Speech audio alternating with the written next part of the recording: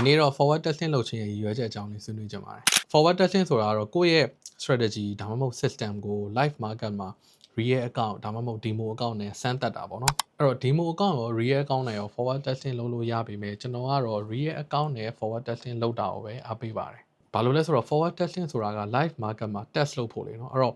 real account real money နဲ့ real emotion ကို test လုပ်တာပိုကောင်းတယ်အမောက်အများကြီးထည့်ဖို့မလိုဘူးနည်းလေကောင်းလေပဲဘာလို့လဲဆိုတော့ကျွန်တော်တို့ကစမ်းသပ်ရမှာပေါ့အဲ့တော့ကျွန်တော်ဒီမှာတော်တော်များများအမြင်လွဲနေတာလေးတခုဆွေးနွေးချင်တာက traders တော်တော်များများကဗျာ forward testing လုပ်မယ်ဆိုပြီးတော့ပတ်စံရဖို့ပတ်စံရှာဖို့ပဲဥတည်သွားတတ်ကြတယ်အဲ့တော့ကိုယ့်ရဲ့ strategy system ကိုတော့တေချာမစမ်းသပ်ရသေးဘူးဗျာပတ်စံရှာဖို့ပဲဥတည်တော့အမားတွေပဲစက်တိုက်လုံးမိနေပြီးတော့ဆုံးရှုံးတင်တာတက်ပူပြီးဆုံးရှုံးတာတွေဖြစ်တတ်ကြတာပေါ့နော်အဲ့တော့ကျွန်တော်တို့ရဲ့အဓိကရည်ရွယ်ချက်က strategy စမ်းသပ်မယ် system build လုပ်မယ်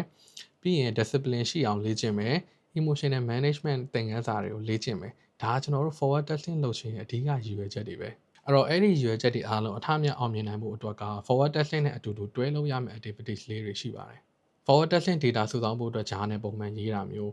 စီကံပိုင်းနဲ့ emotional management ပိုင်းကိုလေ့ကျင့်ဖို့အတွက်က entry မဝင်ခင် checklist ရေးတာမျိုး exit လုပ်ပြီးသွားရင် review ပြန်လုပ်တာမျိုးအဲ့တော့ system တိစောက်ဖို့အတွက်ကဂျာနယ်ရလာတဲ့ data တစ်ခုစီတန်းကိုပြန်ပြီးတော့ review လုပ်ပြီးရင်မွမ်းမံပြင်ဆင် refinement လုပ်တာမျိုးအဲ့ဒါတွေအားလုံးကိုကျွန်တော်တို့ forward testing နဲ့အတူတူရှင်တွဲလုပ်ဆောင်ဖို့လိုအပ်ပါတယ်အဲ့တော့ forward testing ဆိုတာဗျာ live market မှာဒီတိုင်းပတ်စံရှာဖို့တတ် trade နေတာမဟုတ်ဘဲနဲ့အပေါ်ကပြောခဲ့တဲ့အချက်တွေအားလုံးကိုအတူတူရှင်တွဲလုပ်ဆောင်မှ